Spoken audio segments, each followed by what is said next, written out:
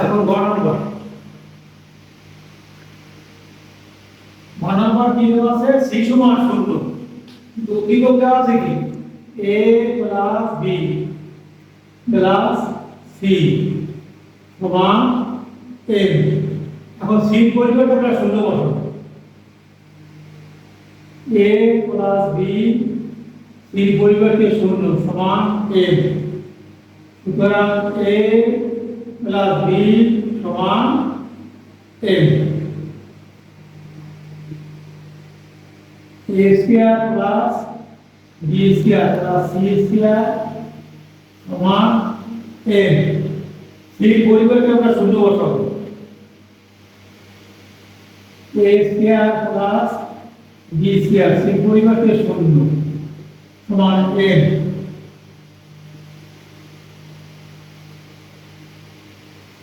a square plus b square c এর পরিবর্তে 0 বসাতে 0 এর সাথে 0 যাবে সমান m। সুতরাং a square plus b square সমান m। এখন a প্লাস b মান বের করলাম m, a square plus b square মান বের করছি m।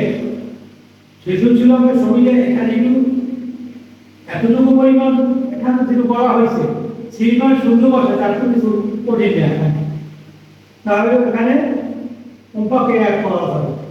এখন লেফট হ্যান্ড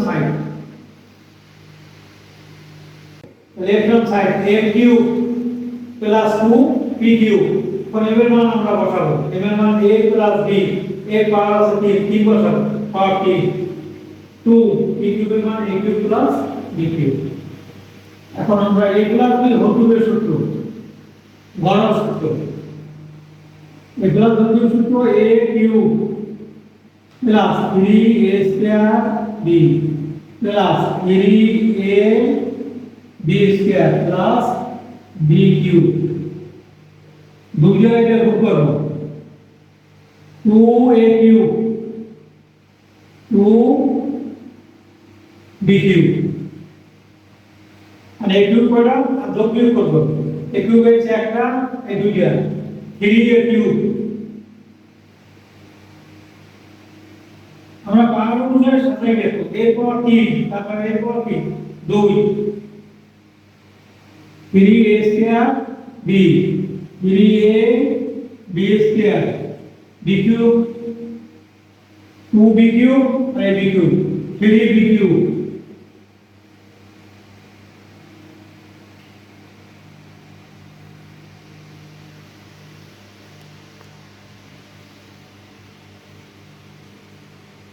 এখন কি কমন যায় 3 কমন যায় a cube plus a square b plus a b square plus b cube.